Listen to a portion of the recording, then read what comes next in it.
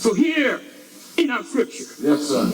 We find Jesus and the disciples concluding the Last Supper. Yeah. And I don't know, perhaps after eating, the disciples were just sitting around. And I'm imagining in my own mind, they're just sitting around having a conversation, reminiscing about the many experiences that they've had. Perhaps talking about the many miracles of Jesus. Perhaps they were thinking about his triumphant entry into Jerusalem just a few days earlier. How soon and very soon Jesus was going to rule in glory. And how maybe even at that very moment he was getting ready to reign right there on earth. I don't know, but perhaps they were discussing how Jesus had turned water into wine.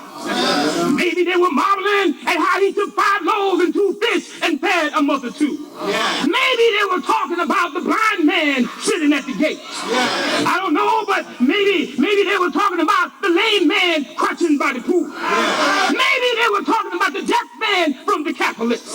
Maybe they were talking about Peter's mother-in-law.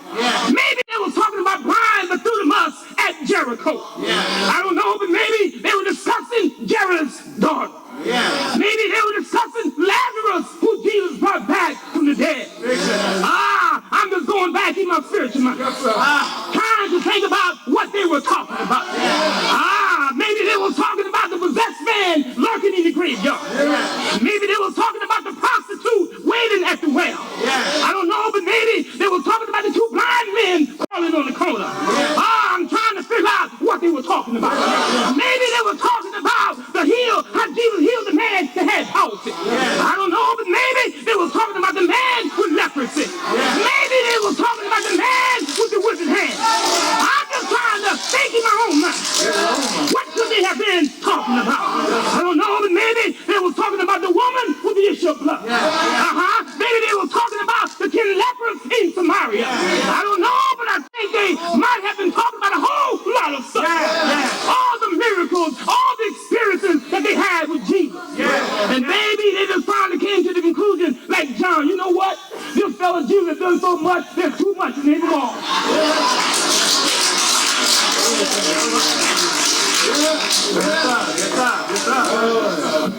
In their discussion, I imagine that they concluded that the one called Jesus was just so amazing.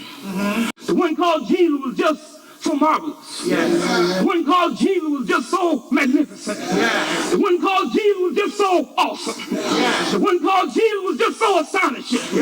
This one called Jesus was just so wonderful. He was just so excellent. He was just so remarkable. Maybe they came to the conclusion, we can't even describe it. Jesus indescribable. Well, we can't be sure as to what they were all discussing, but one thing we know is that at some point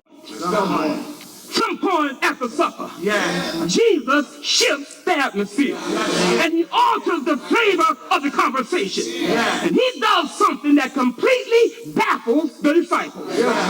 And he puts in motion one of the greatest symbolic acts ever known to mankind. And the disciples never saw it coming.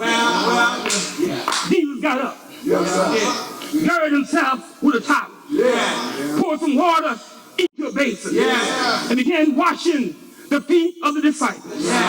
And just like the onlookers at Memphis Miracle in 1994, who looked at Pastor Evans in complete astonishment as he watched the feet of Bishop Ethia Clemens, I suppose the disciples looked at Jesus pretty much the same way.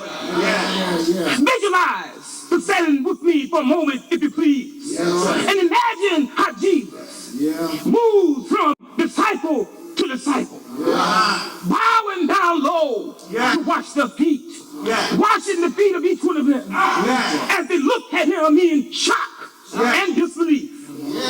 One by one, Jesus moved from disciple to disciple, washing their feet in an act of humility that would teach them what it means to love from the bottom up. But an interesting thing happened as Jesus began to wash their feet. When he got to Peter, Peter refused to allow Jesus to wash his feet. You see, Peter wasn't used to this great demonstration foundation of love from the bottom up. And so he watches, essentially in disgust, because he sees Jesus bowing low in front of him, tempting to wash his feet. And I'm inclined to believe that Peter saw this act by Jesus not as a gesture of humility, but as a posture of humiliation. So when Jesus gets to Peter, prepares to wash Peter's feet, I can imagine in my spiritual mind Peter with his boldness, Peter with his brashness, clearly understanding that here is the Messiah.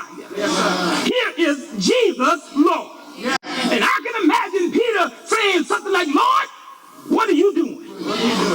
Do you not know? Have you not heard? Has it not been told to you from the beginning? In his own feisty and abrasive manner. I can imagine Peter saying to Jesus, Lord, have you not understood from the foundations of the earth? It is you, Lord, that stretches the heaven as a curtain in the sky. Peter probably said, Lord, it is you that can number the stars and call them by name. You are the King of kings. You are the Lord of lords. You are the great I am. You are the Prince of peace. You are the blessed hope. Lord, what are you doing? Lord, please tell me what you're doing. For I, Peter, I myself, I have declared witness that you are the Christ, Son of the living God. I can't believe you're stooping to this level of a humiliated servant. Don't you know, Jesus? You are the everlasting God. Don't you know, Jesus? You are the creator of the ends of the earth. Don't you know, Jesus? You neither faint, neither are you weary. Don't you know, Jesus? You have power, and you give power. You give power to the saints, and to them that have no might. It is you, Lord, that increases their strength. Lord, what are you doing? I can imagine Peter saying, you have washed the feet of everybody else, but I refuse to have you wash my feet. No, Lord, you need to get up from down there. Take your place in the hot chair.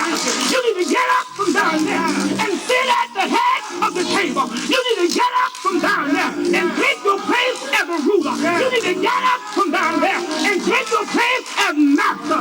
Peter probably said to Jesus, Lord, as a matter of fact, you should be washing our feet. We should be washing your feet. I can just imagine in my spiritual mind. Oh, but Peter. Oh, but Peter. Peter said, Jesus, I don't understand what you're doing. But here's what Jesus said to Peter. Peter, you don't get it. You seem to be missing the point. You see here, Peter, if I don't wash your feet, you're going to miss out on the very significance of my presence. Peter, if I don't wash your feet, Peter, you're going to miss out the highest order of my commandment. Oh, Peter, if I don't wash your feet, you're going to lose out on the very promise of my glory. Peter, if I don't wash your feet, Peter, you're going to miss out on the spiritual connection of my salvation. What you have to understand, Peter, is that true love starts from the bottom up. You may not understand it right now, Peter. You may not even agree with it right now. But in just a little while, everything is going to become crystal clear. At this moment, Peter, you don't understand what you're seeing, but you see through a glass darkly. But in just a little while, it's going to be made plain to you, and you're going to see it face to face. At this moment, Peter, you know only in part, but in just a little while, you're going to know it even as I am known. And I know you have some questions, but let not your heart be troubled. You say